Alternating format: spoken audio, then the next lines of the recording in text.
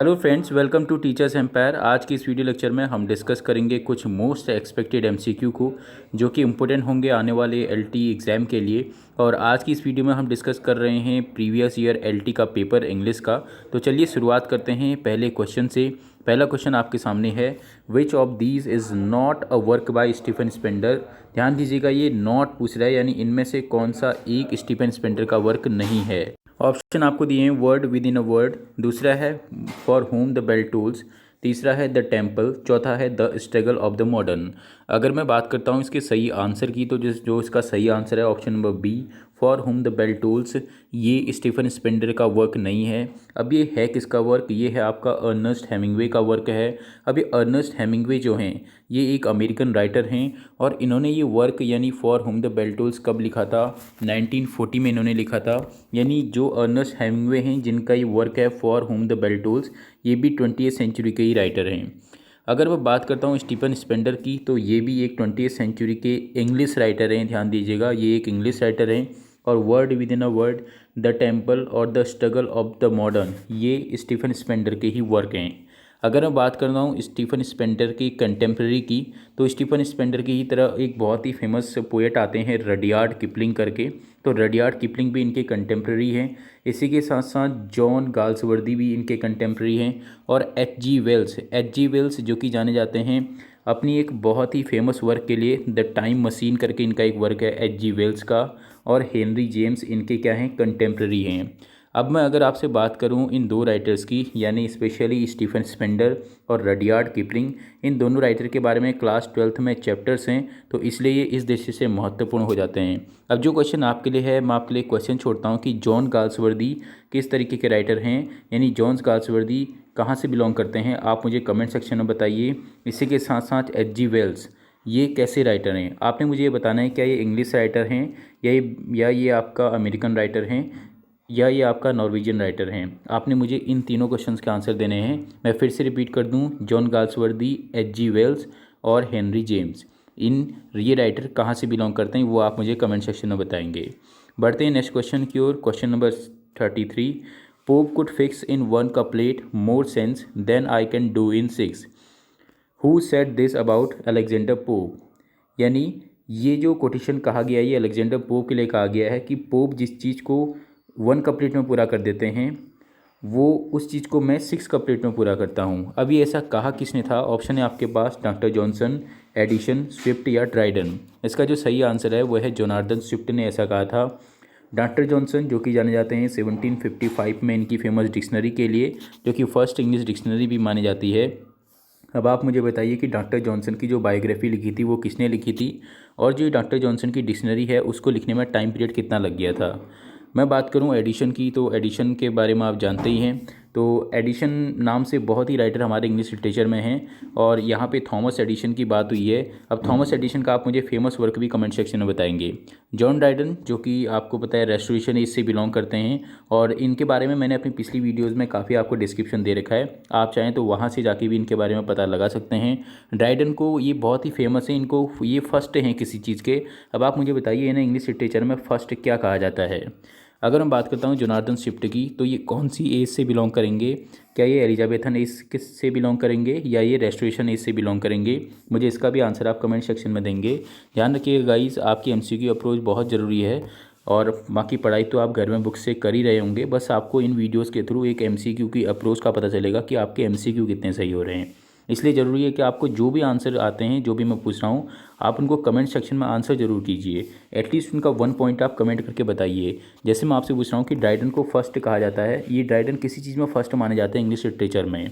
और एडिशन के बारे में भी आप मुझे बताएं, और डॉक्टर जॉनसन भी कौन सी एज से बिलोंग करते हैं ये भी बताएंगे।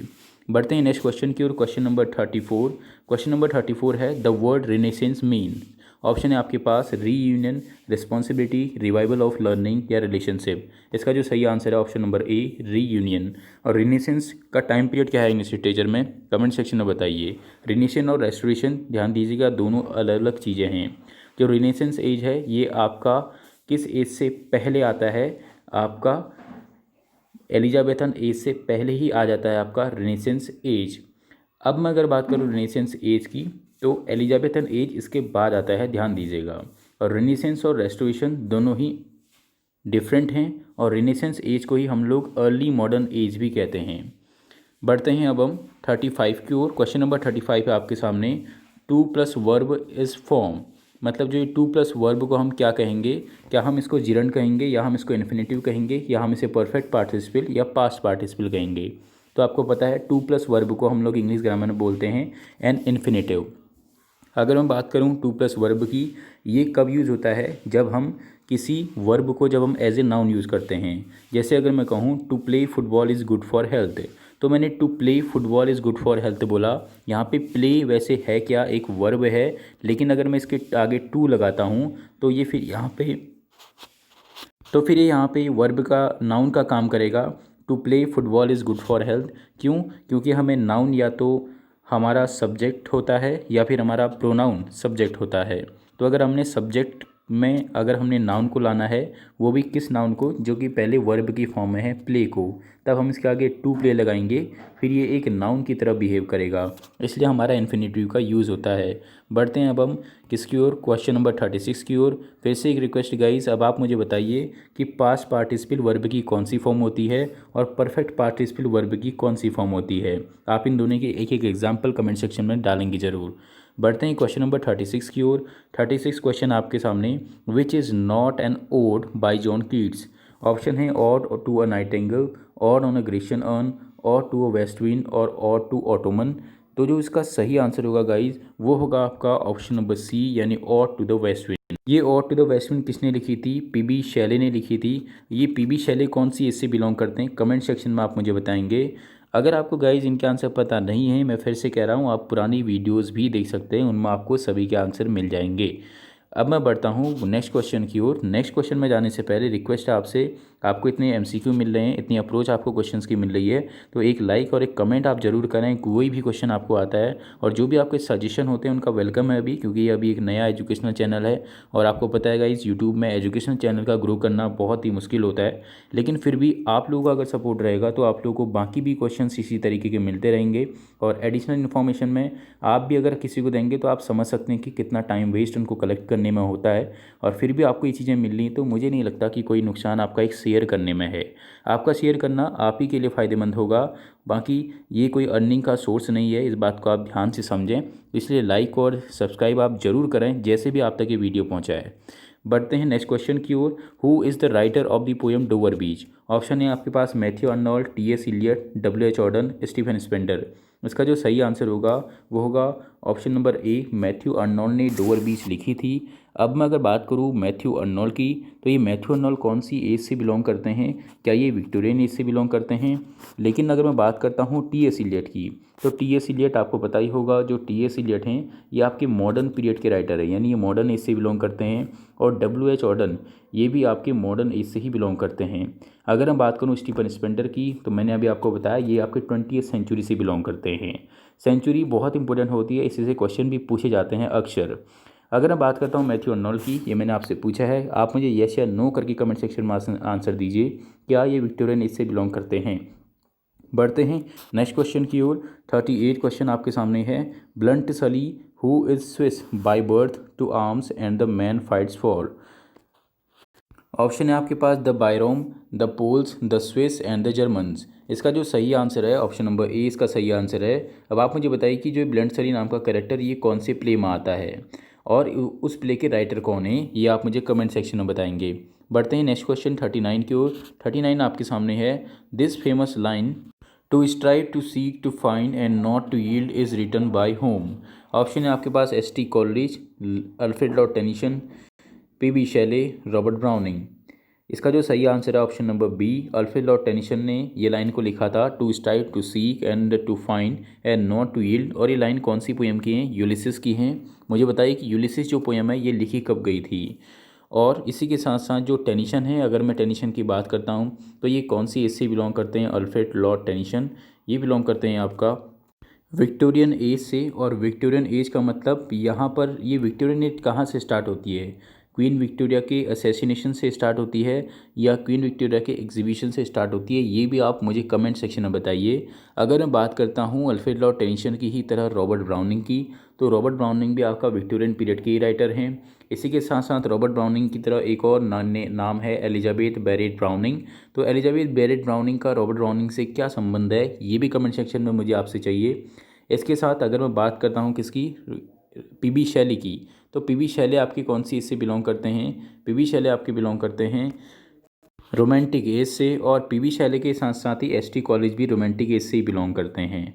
आपको पता होगा पीबी शैली का पूरा नाम है पर्सी बाइसी शैली, और जॉन कीट्स भी इसी एज से हैं, रोमांटिक एज से। ध्यान दीजिएगा। बढ़ते हैं नेक्स्ट क्वेश्चन की ओर। नेक्स्ट क्वेश्चन आपके सामने, what was the occasion for writing the poem O Captain my Captain, और the assassination of Abraham Lincoln. Next आपके सामने, the passing of a slave law. Next है the on threat of civil war in America, Walt Whitman's friendship with Anne Gilchrist. ये तीनों ही option बिल्कुल गलत हैं। उसका जो सही आंसर है वो option number A, the assassination of Abraham Lincoln. एक क्वेश्चन का आंसर जो मैंने आपसे पूछा है कि जो विक्टोरियन एज की शुरुआत क्वीन विक्टोरिया के असैसिनेशन से होती है या क्वीन विक्टोरिया के एग्जीक्यूशन से होती है, ये आप मुझे कमेंट सेक्शन में बताइएगा, उसका मुझे इंतजार रहेगा। अब कुछ क्वेश्चंस जो मैंने बनाए हैं वो है आपके सामने। Currer Bell is the pseudonym of the famous novelist. Option आपके पास Charlotte Bronte, Emily Bronte, Mary Evans और वर्जीनिया वुल्फ। इसका जो सही आंसर है option number A, Charlotte Bronte. अब आपसे मुझे एक्सपेक्ट है कि आप मुझे इनकी एज बताएंगे कि ये कौन सी एज से बिलोंग करते हैं, वो बहुत इंपॉर्टेंट है। कुछ एफर्ट्स आप भी लीजिए कमेंट्स के थ्रू, इससे आपकी भी क्लैरिटी होगी। नेक्स्ट आपके सामने, who wrote the work Jane Eyre. Jane Eyre work किसने लिखा था? ऑप्शन आपके पास Emily Bronte, Anne Bronte, Charlotte Bronte और मैरी इवांस। इसका जो सही आंसर है वो है option number A, Emily Bronte. और इन तीनों को ही हम लोग क्या बोलते हैं? ब्रोंटे सिस्टर्स बोलते हैं। आप मुझे इस आंसर में ज़रूर बताइएगा कि ये कौन सी इससे बिलोंग करते हैं। नेक्स्ट है आपके सामने, बस ये लास्ट क्वेश्चन मैं करके जा रहा हूँ। Ellis Bell is the pseudonym of the famous novelist. तो इलिस बेल किस फेमस नोवेलिस्ट का स्यूडोनिम है? ऑप्शन है आपके पास Emily Bronte, Hopkins, Charlotte Bronte और चार्ल्स लैम। इसका जो सही आंसर है इमिली ब्रोंटे। ये मैंने आपको ब्रोंटे सिस्टर्स के अभी एमसीक्यू कराए हैं। सपोर्ट रहेगा, शेयर करेंगे तो आपको ऐसे ही क्वेश्चंस और मिलते रहेंगे। उससे हमारा भी एक मोटिवेशन बना रहता है, जैसे आपका इस वीडियो के देखने के दौरान सही क्वेश्चंस होने पे मोटिवेशन बढ़ता है। तो चलिए लर्नर्स, आज की वीडियो में इतना ही। उम्मीद है कि आप इसको शेयर ज़रूर करेंगे, क्योंकि आप ही जानते हैं कि आप शेयर कर रहे हैं या नहीं कर रहे हैं, क्योंकि वो तो हमें व्यूज़ के हिसाब से पता चल जाता है। लेकिन ध्यान रखिएगा गाइस, आप भी अगर यूट्यूब में आएंगे तो आपको सब पता चल जाएगा कि किससे किसको क्या फ़ायदा होता है। तो इसलिए प्लीज़ आपसे रिक्वेस्ट है कि आप शेयर करके हमारा बस मोटिवेशन बढ़ाइए। ये एजुकेशनल चैनल है, आपकी भी जिम्मेदारी बनती है कि आप इसको ग्रो करें, अगर आप यहाँ से कुछ सीख रहे हों तो। चलिए लर्नर्स, थैंक यू।